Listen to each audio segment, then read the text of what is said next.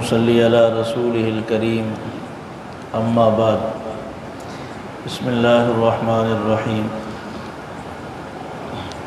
آج الحمدللہ سورہ ملک، سورہ قلم، سورۃ الحاقہ، سورۃ المعارج، سورۃ النوح، سورۃ الجن، سورۃ المزمل، سورۃ المدثر، سورۃ القیامہ، سورۃ الدہر اور سورۃ المرسلات پڑھی گئی۔ 29 پارے الحمدللہ پورے ہو۔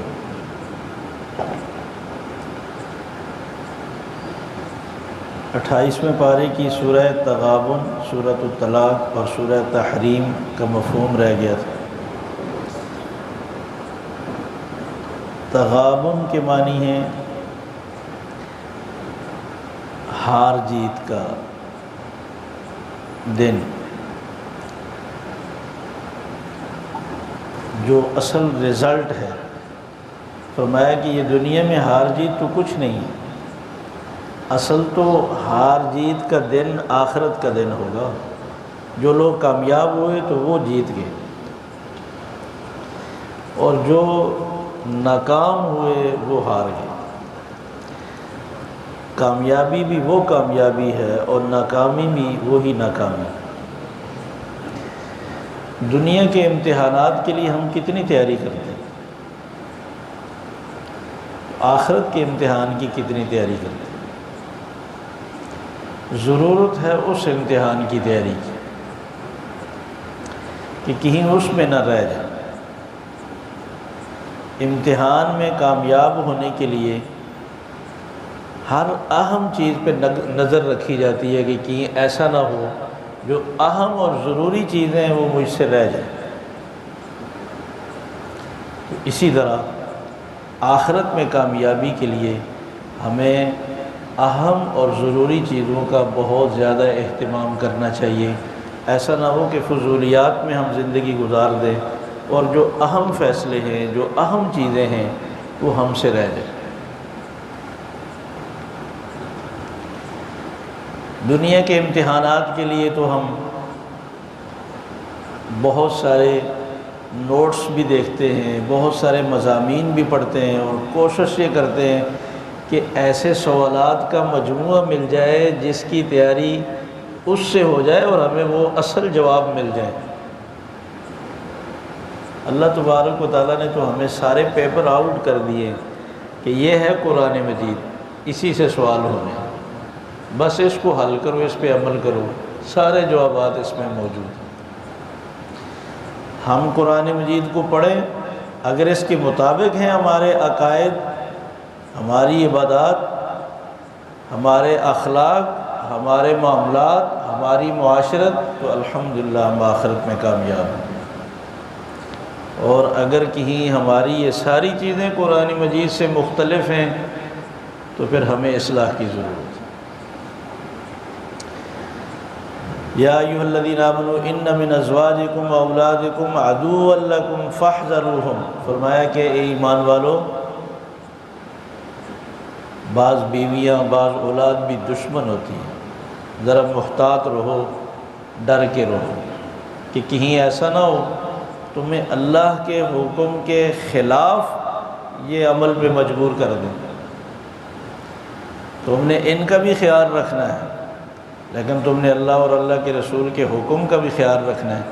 کہتے ہیں بات تو ٹھیک ہے لیکن یہاں ہماری چلتی ہی نہیں، فیصلہ تو گھر والوں کا ہوتا ہے، وہ طے کر دیتے ہیں، ہم تو صرف اوکے کرتے ہیں۔ ہمیں اللہ نے نگران بنایا ہے، ہمیں ان کو بھی سمجھانا چاہیے۔ یہ ہماری غلطی ہے کہ ہم نے اللہ اور اللہ کے رسول کا حکم ان تک نہیں پہنچایا، ہم نے ان تک ٹی وی پہنچایا، ہم نے ٹچ موبائل پہنچایا اولاد تک۔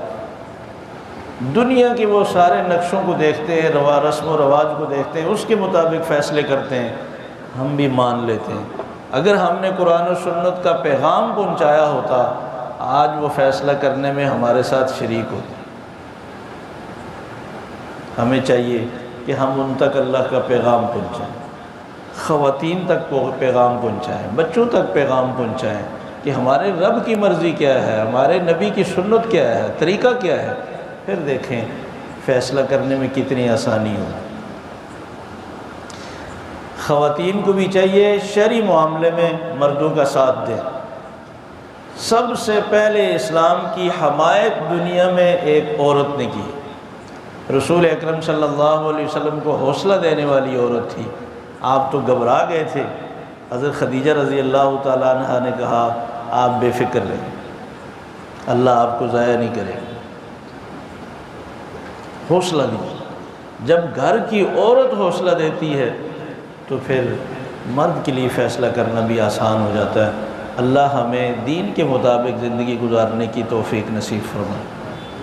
سورہ طلاق میں طلاق کے مسائل ذکر کیے گئے ہیں، اس لیے اس سورت کو سورہ نساء بھی کہا جاتا ہے۔ یہ چھوٹی سورہ نساء ہے چونکہ عورتوں کے متعلق مسائل ہیں کہ عورت کو جو طلاق دی جائے اس کا کیا طریقہ ہے۔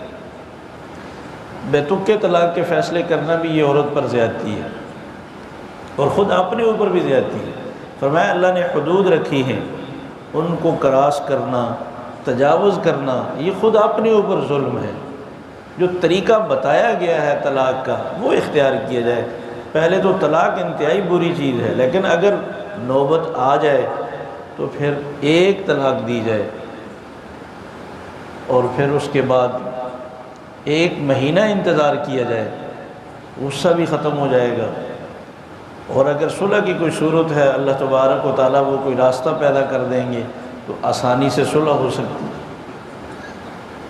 اور پھر اگر طلاق کا فیصلہ کرنا ہے تو پھر دوسری دے، نہ بھی دے 1 طلاق دے کر چھوڑ دیں۔ 3 مہینے سوچنے کا موقع ہے، اگر صلح کرنے کے لیے دونوں تیار نہیں ہیں تو نکاح ختم ہو جائے گا۔ زندگی میں جب کبھی نکاح کا پھر ارادہ بنے گا تو صرف نکاح ہی کافی ہوگا صلح کے لیے۔ بہترین طریقہ یہ، آئندہ کے لیے دروازے کھلے رکھے جائیں، دروازے بند نہ کیے جائیں۔ فرمایا کہ جس نے حدود سے تجاوز کیا، اکٹھی 3 طلاقیں دے دی، فقط ظلم نفسہ، اس نے خود اپنے اوپر ظلم کیا۔ لعل اللہ یحدث بعد ذلک امرا، شرعی طریقے سے دو تاکہ شاید اللہ کوئی آپ کے لیے راستہ پیدا کرے۔ بہرحال طلاق کے بعد بھی عورت سے انتقام نہیں لینا چاہیے، بلکہ شریعت نے جو اس کے حقوق رکھے ہیں، اس کی عدت کے مسائل ہیں، اس کے رہنے کا انتظام ہے، عدت کے دوران اس کا خرچہ ہے، اگر بچے اس کے پاس ہیں تو ان کے اخراجات ہیں، یہ اس کے حقوق ہیں۔ اس کے بعد بھی اس کے حقوق کے ہم پابند ہیں، اس کا آخرت میں اللہ کو جواب دینا ہوگا۔ سورہ تحریم میں تحریم کے معنی ہے کسی چیز کو حرام کر دینا۔ رسول اکرم صلی اللہ علیہ وسلم نے ایک دفعہ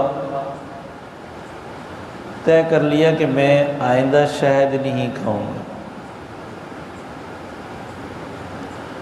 چونکہ آپ عصر سے مغرب تک اس ٹائم میں ساری بیویوں کے حجروں میں جاتے، آپ سب سے خیریت پوچھتے، کوئی کام کوئی ضرورت پوچھتے کہ کوئی مسئلہ تو نہیں ہے۔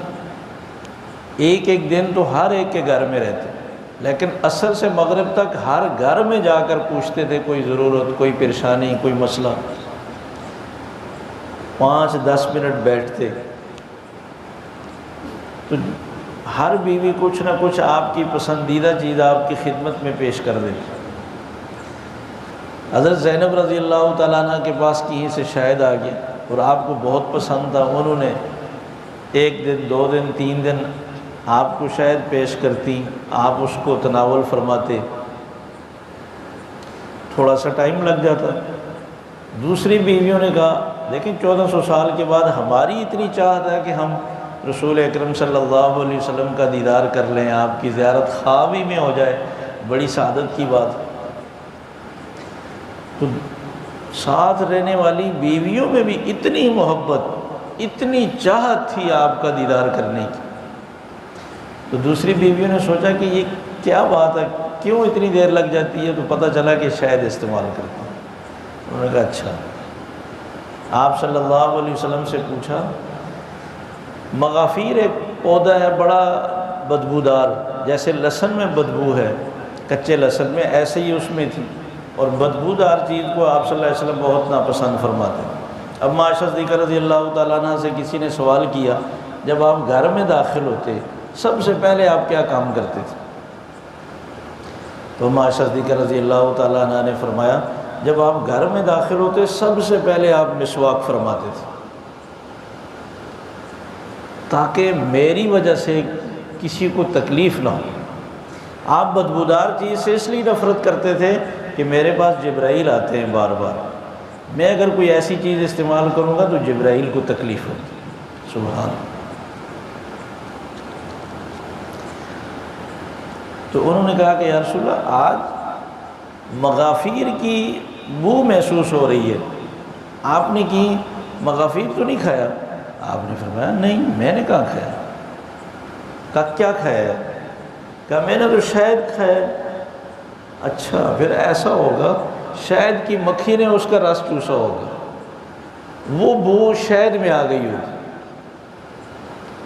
تو اس لیے آپ نے شہد استعمال کیا تو وہ محسوس ہو رہی ہے۔ آپ نے فرمایا اچھا، اگر اس کی بو ایسے مجھ تک پہنچ سکتی ہے تو میں آئندہ شاید نہیں کھاؤں، لیکن یہ بات اپنے تک رکھنا، یہ کسی کو نہیں بتانا، اس کا دل ٹوٹے گا کہ میرا شاید آپ نے کیوں چھوڑ دیا۔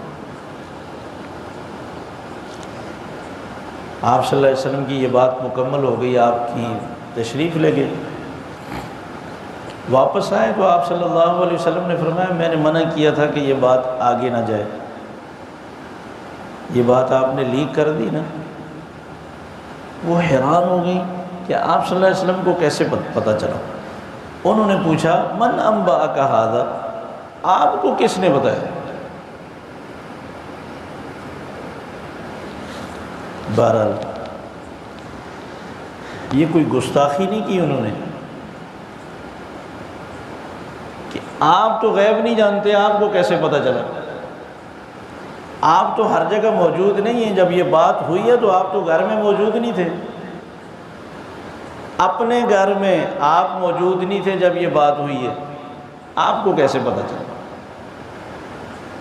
رسول اکرم صلی اللہ علیہ وسلم نے جو جواب دیا، آپ نے فرمایا نبأنی العلیم الخبیر، مجھے اس رب نے بتایا ہے جو ساری کائنات کے ذرے ذرے کو جاننے والا ہے، جو ساری کائنات سے باخبر ہے، مجھے اس رب نے بتایا۔ اللہ تبارک و تعالیٰ نے فرمایا اے نبی، آپ نے ہماری ایک نعمت کو اپنے اوپر کیوں حرام کر دی؟ بیوی کے کہنے پہ آپ یہ قسم توڑیں، قد فرض اللہ لکم تحلۃ ایمانکم، ہم نے قسم کے اس توڑنے کا فیصلہ کر لیا ہے اور آپ اس کا کفارہ دیں اور آئندہ شاید استعمال کیا کریں۔ آپ اس سے اندازہ لگا لیں، کسی چیز کو حرام کرنا یہ اختیار اللہ کے علاوہ کسی کو نہیں، کسی حرام چیز کو حلال کرنا یہ اختیار اللہ کے علاوہ کسی کے پاس نہیں۔ اور رسول اکرم صلی اللہ علیہ وسلم نے فرمایا اگر میں کوئی قسم اٹھا لوں، بعد میں مجھے پتہ چلے کہ یہ قسم ٹھیک نہیں ہے، اس کو توڑنا بہتر ہے، وہ کام جس کے متعلق نہ کرنے کی قسم اٹھائی ہے اس کا کرنا اللہ کو پسند ہے، تو میں قسم توڑ دیتا ہوں، میں اس کا کفارہ دیتا ہوں اور میں وہ کام کرتا ہوں۔ اس سے ایک بات یہ سمجھ آئی، بعض دفعہ کسی کو لوگ کوئی جرم کرانے کے لیے اس کو قرآن مجید پہ حلف لے لیتے ہیں، تم نے فلاں کی جان لینی ہے، تم نے فلاں کا نقصان کرنا ہے، اور تم قرآن پہ ہاتھ رکھ کر قسم اٹھاؤ۔ کتنے مجرموں نے یہ کہا جی ہم سے قرآن پہ حلف لیا گیا تو ہم مجبور ہو گئے تھے۔ شرعی حکم یہ ہے کہ اگر آپ نے شریعت کے خلاف کوئی قسم اٹھا لی ہے توڑ دیں، اس پہ عمل نہ کریں۔ قرآن مجید پہ ہاتھ رکھ کر بھی آپ نے اگر حلف لیا ہے، غلط چیز پہ لیا گیا ہے تو اس کو توڑیں، اس کا کفارہ دیں۔ اور اگر آپ نے یہ قسم اٹھا لی ہے کہ میں نے کسی کو نقصان پہنچانا ہے، مت پہنچائیں، توبہ کریں، قسم کا کفارہ دیں۔ فرمایا کہ اے ایمان والو، صرف اپنی ہی فکر نہیں کرو، اپنے اہل و عیال کو بھی جہنم کی آگ سے بچاؤ، اپنی اولاد کا بھی خیال کرو، اپنی گھر کی خواتین تک بھی دین کا پیغام پہنچاؤ۔ اور فرمایا اللہ سے توبہ کرو تو پکی توبہ کرو، اس سے اچھا موقع ہمارے لیے کوئی نہیں۔ یہ طاق راتوں میں سے ایک طاق رات ہے۔ اللہ تبارک و تعالیٰ سارے گناہوں کو معاف کرنے والے ہیں۔ جب ہم پکی توبہ کریں گے تو اللہ فرماتے ہیں میں گناہوں کو نیکیوں سے بدل دوں۔ اللہ بڑے غفور الرحیم۔ اللہ تبارک و تعالیٰ نے کچھ کافر عورتوں کی مثالیں دی اور کچھ مسلمان عورتوں کی مثالیں دی۔ فرمایا کہ دیکھو نوح علیہ السلام کی بیوی کافر تھی اور لوط علیہ السلام کی بیوی کافر تھی۔ ان کو نوح علیہ السلام اور لوط علیہ السلام اللہ کے پیغمبر ہو کر بھی اللہ کے عذاب سے نہیں بچا سکے۔ کوئی عورت اگر اس کا شوہر بہت نیک ہے، پرہیزگار ہے، اس کو یہ خیال کرنا چاہیے کہ مجھے بھی اپنی آخرت کے لیے اپنے عقائد، اپنے عبادات، اپنے اخلاق ٹھیک کرنے چاہیے۔ شوہر کے اعمال شوہر کو کام آئیں گے، ہمیں اپنی تیاری خود کرنی۔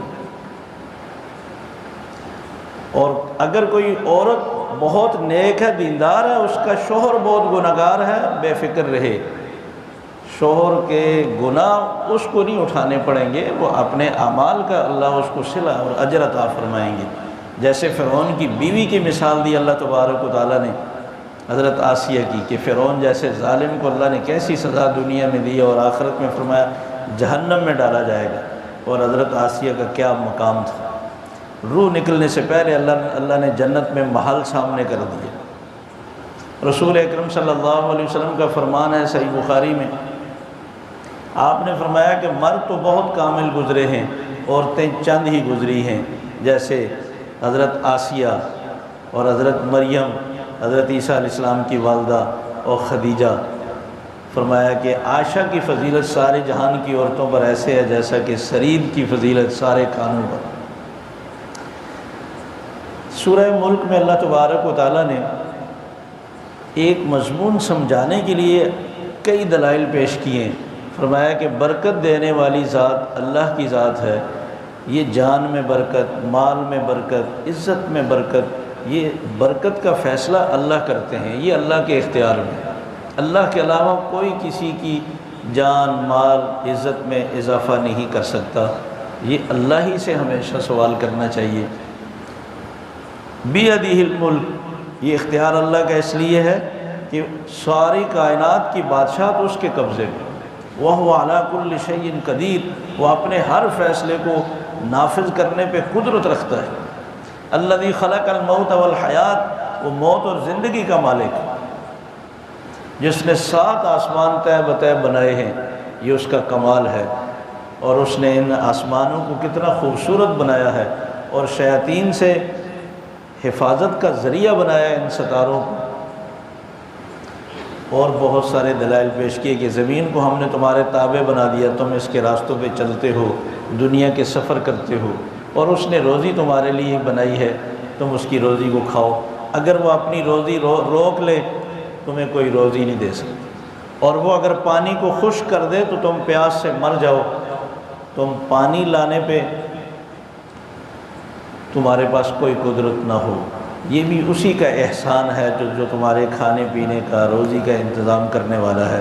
آسمان کو دیکھو، زمین کو دیکھو، فضا میں اڑنے والے پرندوں کو دیکھو، جو پر کھول کر بھی اڑتے ہیں، بند کر کے بھی اڑتے ہیں۔ ما یمسکہ الا الرحمن، یہ رحمان ہی ان کو اڑا رہا ہے اور ان کو فضا میں روکتا ہے، یہ اسی کی قدرت ہے۔ سورہ قلم میں اللہ تبارک و تعالیٰ نے ایک واقعہ ذکر کیا ہے کہ ایک آدمی کا باغ تھا اور اس کو اللہ تبارک و تعالیٰ نے بڑی برکت دے رکھی تھی۔ وہ ایک حصہ غریبوں میں تقسیم کر دیتا، جس دن پھل اتارتا جتنا حصہ اپنے گھر لے جاتا اتنا ہی غریبوں میں بانٹ دیتا، اور تیسرا حصہ مال پر خرچ کرتا۔ بچے جب جوان ہوئے اور انہوں نے والد کو کہا کہ ابا یہ غریب لوگوں کا کیا کام ہے، محنت ہم کریں، پیسہ ہم خرچ کریں اور ہمارے برابر یہ لے جائیں۔ وہ ابا نے کہا ان غریبوں کی وجہ سے اللہ تبارک و تعالی ہمیں دے رہے ہیں، اگر ہم ان کا رزق روکیں گے نا تو ہم اپنے سے بھی جائیں گے۔ مگر جوان تھے، ان کو سمجھ نہیں آئی، انہوں نے کہا کہ اچھا والد صاحب کا انتقال ہو گیا، اب بچوں نے مل کر فیصلہ کیا کہ آپ دن کی روشنی میں نہیں، رات کی تاریکی میں پھل اتاریں گے تاکہ کسی غریب کو پتہ ہی نہ چلے۔ اس وقت ان کو پتہ چلے جب باغ میں کوئی پھل نہ ہو۔ بس صبح سحری کے وقت اٹھے، راستے میں ایک دوسرے کے کان میں باتیں کریں، اس خیال سے کہ کسی غریب کو آواز جائے گی تو وہ بھی تھیلا لے کر پہنچ جائے گا۔ اندھیرے میں پہنچ تو گئے باغ میں، لیکن ایک نے کہا وہ راستہ بھول گئے اندھیرے کی وجہ سے، ہم کسی اور جگہ پہنچ گئے ہیں۔ دوسرے نے کہا جگہ وہی ہے، جگہ وہی ہے، لگتا ہے کہ یہ باغ کی ہی اللہ نے مٹا دیا۔ تیسرے نے کہا میں نے تمہیں پہلے نہیں کہا تھا کہ یہ چالاکی نہیں کرنا، یہ غریبوں کا حصہ روکو گے تو اللہ تم سے تمہارا رزق بھی چھین لے۔ بہرحال ایک دوسرے کو انہوں نے ملامت کیا اور انہوں نے کہا کہ آج توبہ کرتے ہیں، اللہ سے مانگو، اللہ اس سے اچھا باغ دے۔ اور وہ ابا کی ترتیب بالکل ٹھیک تھی۔ یہ اللہ تبارک و تعالیٰ نے ہمارے سبق اور عبرت کے لیے یہ واقعہ سنایا ہے کہ غریب کا حصہ اپنے رزق میں رکھو گے تمہارے رزق میں کمی نہیں آئے گی۔ رسول اکرم صلی اللہ علیہ وسلم نے فرمایا اللہ کی قسم وہ مال کبھی کم نہیں ہوتا جس سے صدقہ کیا جائے۔ روزی مال بڑھانے کا طریقہ یہ ہے۔ صحیح بخاری کی ایک اور حدیث ہے، رسول اکرم صلی اللہ علیہ وسلم نے فرمایا کہ جو چاہتا ہے کہ اس کی دولت میں اضافہ ہو وہ اپنے ماں باپ پہ خرچ کرے، اپنے رشتہ داروں پہ خرچ کرے۔ آج کل جوان ہوشیاری دکھاتے ہیں، ماں باپ کا مکان بھی لیتے ہیں، گاڑیاں بھی لیتے ہیں، ماں باپ پہ 2 پیسے خرچ کرنا یہ اپنے لیے عذاب سمجھیں۔ یہ تو شکر کریں، اللہ تبارک و تعالیٰ نے موقع دیا ہے، آپ کو مکان بنانے کی ضرورت نہیں، گاڑی خریدنے کی ضرورت نہیں، باقی تو سب کچھ ماں باپ نے آپ کو بنا کے دے دی ہے۔ اب تو آپ کو ماں باپ پہ اپنے پیسے خرچ کریں تاکہ آپ کو دولت میں اضافہ ہو، آپ کا کاروبار اچھا ہو۔ نوکروں والا سلوک نہ کیا جائے ماں باپ کے ساتھ، عزت احترام بھی کی جائے، مال بھی خرچ کرنا اپنی سعادت سمجھی جائے۔ بعض دفعہ ایسا ہوتا ہے کہ بعض ماں باپ اپنی اولاد کی شکایت کرتے ہوئے رو پڑتے ہیں کہ ہمارے ساتھ وہی رویہ ہے جو نوکروں کے ساتھ رویہ رکھا ہے۔ اللہ کی عبادت میں تو ہم اتنی لمبی چوڑی نمازیں اور اتنا لمبا چوڑا صدقہ خیرات کہ اللہ راضی ہو جائے۔ اللہ فرماتے ہیں ماں باپ کو راضی کرو میں راضی ہوں، اگر یہ ناراض ہے تو میں بھی ناراض ہوں۔ اللہ ہمیں قدر کی توفیق نصیب فرمائے۔ سورہ معارج میں اللہ تبارک و تعالیٰ نے فرمایا کہ قیامت کے دن یود المجرم، سورہ حاقہ میں اللہ تبارک و تعالیٰ نے فرمایا فرعون کو، قوم عاد کو، قوم سمود کو اللہ تبارک و تعالیٰ نے غرق کیا صرف اس جرم پر کہ انہوں نے اللہ کے رسول کی نافرمانی کی۔ فعصوا رسول ربهم فأخذهم أخذة الرابية، اللہ نے پھر ان کو ایسی سخت گرفت میں لیا کہ وہ اس سے نکل نہیں سکے۔ فرمایا کہ ہم نے پانی کو اتنی طغیانی دی نوح علیہ السلام کی قوم پر کہ سارے اس میں ڈوب گئے۔ وجہ ہم نے اس کو عبرت کا نشان بنایا تاکہ اس کو یاد رکھنے والے کان بھی یاد رکھیں یہ واقعہ سن کر کہ اللہ کو کیسی قدرت حاصل ہے، بغیر کسی نہر کے، بغیر کسی سمندر کے اللہ جب چاہیں تو طوفان لے آئیں۔ کامیاب وہی ہیں جن کو نامہ اعمال سیدھے ہاتھ میں دیا جائے گا اور کہا جائے گا کھاؤ پیو جنت میں عیش کرو، یہ تمہارے اعمال ہی کا بدلہ ہے۔ اور کچھ لوگ ایسے ہوں گے جن کو نامہ اعمال الٹے ہاتھ میں ملے گا اور کہیں گے ہائے ہماری وہ دولت کس کام کی جس کے لیے ہم نے اپنی آخرت برباد کی، وہ عہدہ اور منصب کس کام کا کہ جس کی وجہ سے ہماری آخرت خراب ہوئی۔ کاش ہمیں یہ دولت نہ ہی ملتی، ایسا عہدہ اور منصب نہ ہی ملتا تو اچھا تھا۔ لیکن اللہ تبارک و تعالیٰ فرمائیں گے یہ کون سا نصیحت کا ٹائم ہے، پکڑو اس کو گھسیٹو پھینکو جہنم میں۔ آخرت میں جا کر احساس تو ہوگا مگر اس کا کوئی فائدہ نہیں۔ سورہ معارج میں اللہ تبارک و تعالیٰ نے فرمایا کہ یود المجرم لو یفتدی من عذاب یومئذ ببنی، مجرم تو قیامت کے دن یہ چاہے گا کہ میری بیوی کو جہنم میں ڈال دیا جائے، مجھے معاف کر دیا جائے، کیونکہ اس کے کہنے پر میں نے یہ سارے گناہ کیے۔ ہمیشہ اس کا تقاضا ہوتا تھا کہ یہ آمدنی کم ہے، اور لائیں، ہر سال گھر کا سارا فرنیچر تبدیل ہو رہا ہے، مہنگے سکول میں بچے داخل کیے ہوئے ہیں، جس کو افورڈ نہیں کر سکتے تو پھر رشوت لی جاتی ہے، پھر 2 نمبری کی جاتی ہے، پھر جھوٹ اور فراڈ کر کے پیسہ حاصل کیا جاتا ہے۔ تھوڑے پر قناعت کی جائے تاکہ ہماری زندگی میں بھی سکون ہو، آخرت میں بھی اللہ تبارک و تعالی ہمیں ہر طرح کی سزا سے بچائے۔ یا اللہ یہ میرے بچوں کو جہنم میں ڈالیں، انہوں نے مجھے مجبور کیا۔ شادی ہو تو ایسی ہو جس پہ قرض لے کر بھی خوب خرچ کیا جائے، اور دنیا کی کوئی رسم نہ چھوڑی جائے۔ کیوں ہم اپنے آخرت خراب کرتے ہیں؟ اللہ اور اللہ کے رسول صلی اللہ علیہ وسلم کے حکم کے مطابق میانہ روی اختیار کریں، اس میں دنیا اور آخرت کی عافیت۔ یا اللہ میرے ان بہن بھائیوں کو جہنم میں ڈالیں، ان کی وجہ سے میں مجبور ہو کر گناہوں میں مبتلا رہا۔ یا اللہ ساری دنیا کو میری طرف سے جہنم میں ڈالیں، مجھے معاف کر دیں۔ اللہ فرمائیں گے کلا، ایسا نہیں ہے، تم نے گناہ کیا ہے، تم ہی اس کی سزا بھگتو۔ ایسا نہیں ہوگا کہ گناہ کوئی کرے اور ہم کسی کو اٹھا کر جہنم میں ڈال دیں۔ ہاں، اگر ایک گناہ میں جتنے شریک ہیں سب کو پوری سزا ملے گی۔ کوشش کرنی چاہیے کہ ہم کسی کے گناہ کا ذریعہ نہ بنیں۔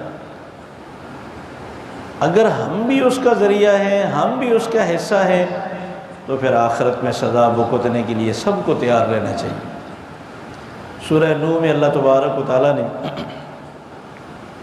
حضرت نوح علیہ السلام کی قوم کا ذکر فرمایا، اور نوح علیہ السلام اپنے رب کے سامنے گڑ گڑا پڑے کہ یا اللہ جس قوم کی طرف آپ نے مجھے بھیجا، میں نے اس کو دن میں بھی دعوت دی، رات کی تاریکیوں میں بھی میں نے ان کو سمجھانے کی کوشش کی، مجلسوں میں بھی جا جا کر میں نے سمجھایا، تنہائی میں بھی جا جا کر ان کی منت کی، لیکن فلم یزدہم دعائی الا فرارا۔ جب بھی میں نے ان کو دعوت دی وہ اور زیادہ بدکنے لگ گئے، وہ اور زیادہ مجھ سے بھاگنے لگ گئے، اور حالت یہ ہو گئی کہ مجھے دیکھ کر اپنے آنکھوں پہ کپڑا ڈال لیتے تھے، جعلوا اصابعہم فی آذانہم، کانوں میں انگلیاں ڈال لیتے۔ ہمیں نہیں چاہیے تمہاری تبلیغ، ہمیں نصیحت نہیں سننی، جاؤ جاؤ جاؤ جاؤ۔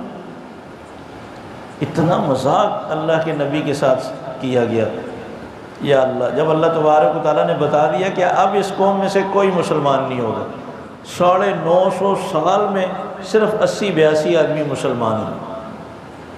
نوح علیہ السلام نے کہا یا اللہ اگر انہوں نے اب مسلمان نہیں ہونا تو پھر ان کو تباہ کریں، صرف مسلمانوں کو چھوڑیں، باقی سب کو عذاب بھیج کر ختم کریں۔ لا تذر علی الارض من الکافرین دیار، ایک کو بھی مت چھوڑ۔ اللہ نے فوراً قبول کیا، فرمایا کہ ایسا ہی ہو، آپ کشتی بنائیں، مسلمانوں کو اس میں بٹھا دیں، پھر ایک کو بھی نہیں چھوڑو، حتیٰ کہ خود نوح علیہ السلام کا بیٹا اور بیوی بھی اس طوفان میں غرق ہو۔ نوح علیہ السلام نے فریاد کی یا اللہ یہ تو میرا بیٹا ہے۔ اللہ تبارک و تعالیٰ نے جھڑک دیا کہ آپ کا بیٹا نہیں ہے، اس لیے کہ اس کا کردار آپ جیسا نہیں ہے، اور آج کے بعد آپ مجھ سے اس کے بارے میں کوئی سوال نہ کرنا، ورنہ آپ نادانوں میں سے ہو جائیں گے۔ اب آپ بتائیں، عام طور پر یہ سننے میں آتا، کہتے ہیں جی ہم نے تو ایسے بزرگوں کا دامن پکڑ لیا ہے کہ اب تو ہم جنت میں پہنچے ہی پہنچے۔ وہ اتنے مقرب ہیں اللہ کے کہ ان کی بات اللہ موڑ ہی نہیں سکتے، وہ اللہ کو ماننے پہ مجبور کر دیں گے۔ اللہ نے نوح علیہ السلام کی مثال دی ہے کہ ان سے بھی زیادہ کوئی پہنچا ہوا ہے، باپ بیٹے کے رشتے بھی سے زیادہ کوئی رشتہ ہو سکتا ہے، بیوی کا بتایا کہ شوہر اور بیوی سے بھی قریبی کوئی رشتہ ہو سکتا ہے۔ نوح علیہ السلام نہ بیٹے کو بچا سکے نہ بیوی کو بچا سکے، اور اللہ بے نیاز ذات ہے۔ جب وہ نہ ماننے پہ آئے نا تو اللہ نے کتنے بڑے جلیل القدر نبی کو بھی جھڑک دیا کہ خبردار اس بیٹے کے متعلق مجھ سے کوئی درخواست نہ کر۔ آخرت میں بھی ایسا ہوگا، نبی، شہید، حافظ قرآن انہی کے متعلق شفاعت کریں گے جن کے متعلق اللہ کی طرف سے اجازت ملے گی۔ من ذا الذی یشفع عندہ الا باذنہ، کون ہے، کس میں ہمت ہے جو میری اجازت کے بغیر کسی کے حق میں سفارش کر سکے۔ اس غفور الرحیم رب کو راضی کرنے کی کوشش کی جائے۔ سورہ جن میں اللہ تبارک و تعالیٰ نے جنات کا تذکرہ فرمایا۔ جو لوگ کہتے ہیں کہ جن کوئی مخلوق نہیں ہے، یہ کس سے کہانیاں ہیں، حیرت ہوتی ہے۔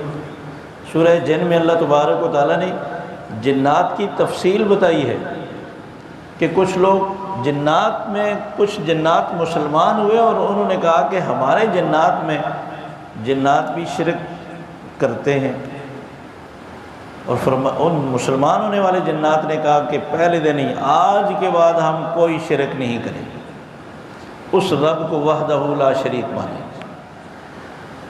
عقیدہ بہت صحیح ہونا بہت ضروری ہے، اور رسول اکرم صلی اللہ علیہ وسلم سے فرمایا قُلْ لَا أَمْلِكُ لِنَفْسِي، آپ کہہ دیں میں تمہارے نفع نقصان کا کوئی اختیار نہیں رکھتا، لا املک لکم ضرا ولا نفعا،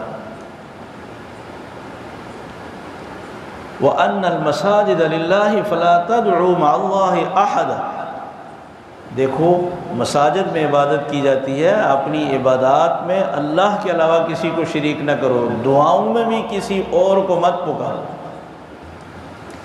لَن يُجِيرَنِي مِنَ اللَّهِ أَحَدٌ وَلَنْ أَجِدَ مِن دُونِهِ مُلْتَحَدًا، رسول اکرم صلی اللہ علیہ وسلم سے کہا کہ آپ ان سے کہیں کہ میری اللہ ہی حفاظت کرنے والا ہے، اور اللہ سے مجھے کوئی نہیں بچا سکتا، اور اللہ کے علاوہ میرے پاس کوئی پناہ کی جگہ بھی نہیں کہ میں پناہ لے سکوں۔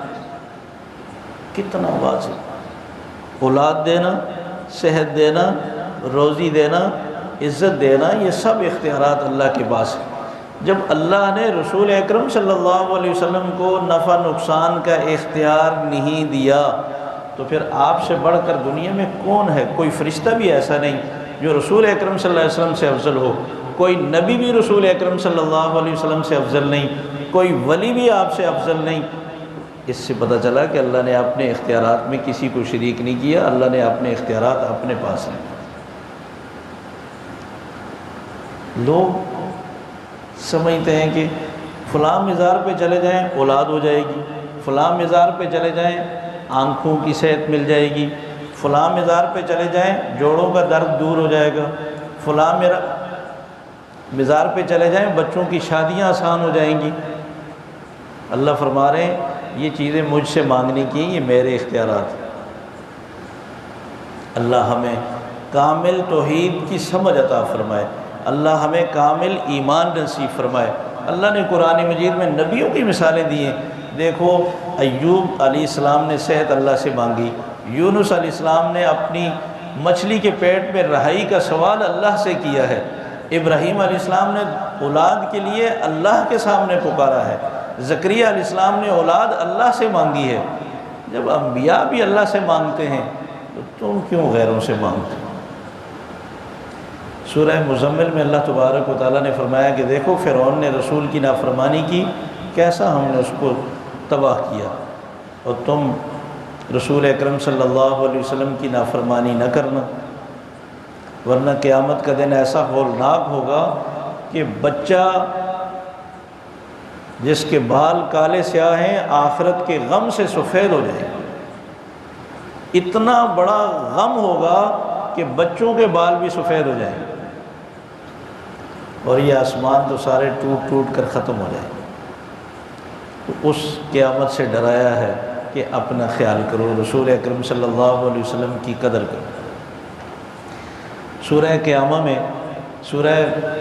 میں اللہ تبارک و تعالیٰ، سورہ مدثر میں رسول اکرم صلی اللہ علیہ وسلم کو حکم دیا کہ آپ اپنے رشتہ داروں کو اللہ کا پیغام پہنچائیں، وَأَنذِرْ عَشِيرَتَكَ الْأَقْرَبِينَ، اور ایک عجیب مکالمہ سنایا اللہ نے جنتیوں کا اور جہنمیوں کا، کہ جنتی جہنمیوں سے پوچھیں گے اچھا یہ بتاؤ تم کس جرم پر جہنم میں پہنچے ہو؟ وہ کہیں گے لم نک من المصلین، ہم نماز نہیں پڑھتے تھے۔ بعض لوگ روزہ رکھتے ہیں پھر بھی نماز نہیں پڑھتے، یہ کتنا بڑا گناہ ہے۔ تو جہنمی پہلا جرم بتائیں گے ہم نماز نہیں پڑھتے تھے، وہ فجر کی نماز ہو یا ظہر کی نماز ہو۔ وَلَمْ نَكُ نُطْعِمُ الْمِسْكِينَ، اور غریبوں کو کھانا نہیں کھلاتے تھے۔ وَكُنَّا نَخُوضُ مَعَ الْخَائِضِينَ، اور ہم اللہ کے پیغام پر، اللہ کے نبی کی باتوں پر بحثیں کرتے تھے، اپنی طرف سے الٹے سیدھے اس میں اس طرح کے اعتراضات اور سوالات کرتے تھے، اور یہاں تک کہ ہماری زندگی کا خاتمہ ہو گیا۔ اللہ فرماتے ہیں فَمَا تَنْفَعُهُمْ شَفَاعَةُ الشَّافِعِينَ، ایسے لوگوں کے متعلق کسی کی شفاعت بھی کام نہیں آئی۔ اللہ ہماری حفاظت فرمائے۔